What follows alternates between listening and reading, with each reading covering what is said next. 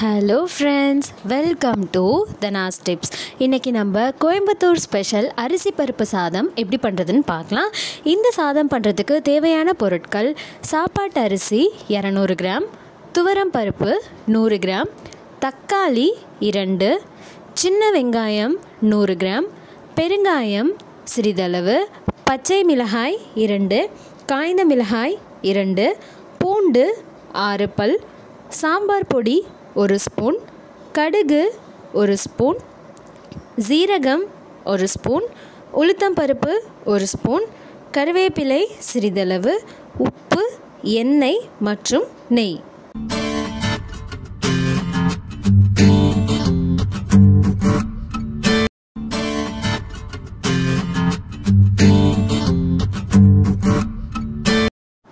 முதல்ல துவரம் பருப்பை எடுத்துகிட்டு நல்லா கழுவி எடுத்துக்கலாம்.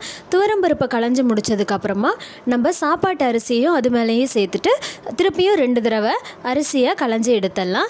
அரிசியை களைஞ்சி எடுத்து முடித்த பிறகு கடாயில் கொஞ்சமாக எண்ணெய் விட்டு எண்ணெயை நல்லா சூடு பண்ணிக்கலாம். எண்ணெய் நல்லா சூடானதுக்கப்புறமா கடுகும் கட்டி பெருங்காயத்தையும் சேர்த்துட்டு பொரிச்சு எடுத்துடலாம். கடுகு நல்லா வெடிக்க ஆரம்பித்ததுக்கப்புறமா நம்ம இதில் உளுத்தம் பருப்பை சேர்த்துட்டு வறுத்துக்கலாம். உளுத்தம் பருப்பு வறுப்பட ஆரம்பித்த உடனே நம்ம ஜீரகத்தையும் சேர்த்துட்டு வறுத்து எடுத்துக்கலாம்.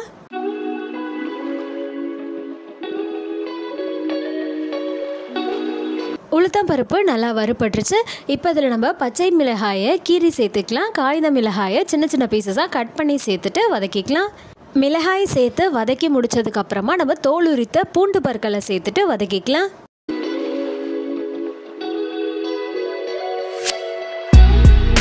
அடுத்து இதில் நம்ம சின்ன வெங்காயத்தை சேர்த்துட்டு வதக்கிக்கலாம்.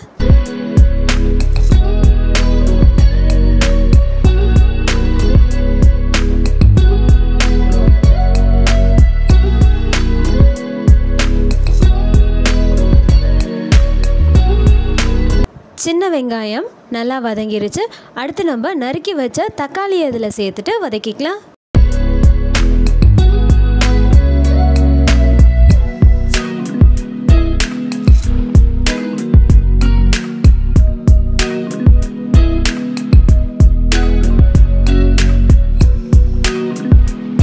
தக்காளி நல்லா வதங்கிருச்சு. இப்போ இதில் மஞ்சள் தூள் சேர்த்துட்டு மிக்ஸ் பண்ணி விட்டுக்கலாம்.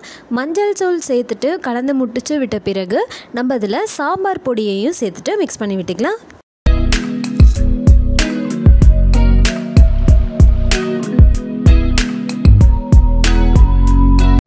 மசாலாவோட பச்சை வாசனை எல்லாம் போகிற வரைக்கும் நம்ம வதக்கணும். வதக்கி முடித்த பிறகு நம்ம எடுத்த அரிசியை விட 3 பங்கு தண்ணி சேர்த்துக்கலாம்.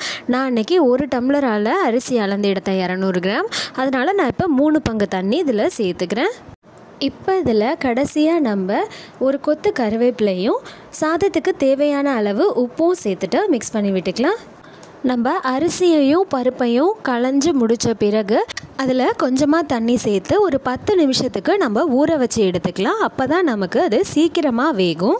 இப்போ நல்லா மிக்ஸ் பண்ணி விட்டு முடிச்சாச்சு. அடுத்து இதை அப்படியே குக்கருக்கு மாற்றிடலாம். குக்கரில் மாற்றிட்டு நம்ம ஊற வச்சு வச்சுருந்த அரிசியையும் பருப்பையும் சேர்த்துட்டு கலந்து விட்டுக்கலாம்.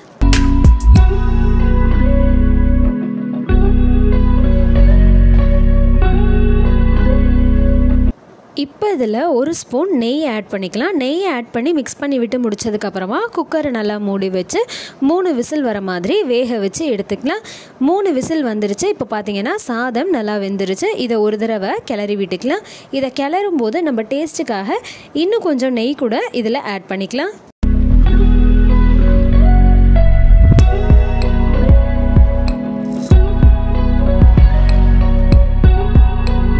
சாதம் தயாராகிடுச்சு. இப்போ அதை நம்ம வேறொரு பிளேட்க்கு மாற்றிக்கலாம். ரொம்ப டேஸ்டியான கோயம்புத்தூர் ஸ்பெஷல் அரிசி பருப்பு சாதம் தயாராகிடுச்சு. ட்ரை பண்ணுங்கள். ட்ரை பண்ணிவிட்டு எப்படி இருக்குன்னு கமெண்ட் பண்ணுங்கள். சேனலுக்கு சப்ஸ்கிரைப் பண்ணுங்கள். மறக்காமல் பக்கத்தில் இருக்க பெல் ஐக்கானை கிளிக் பண்ணிக்கோங்க. தேங்க்யூ.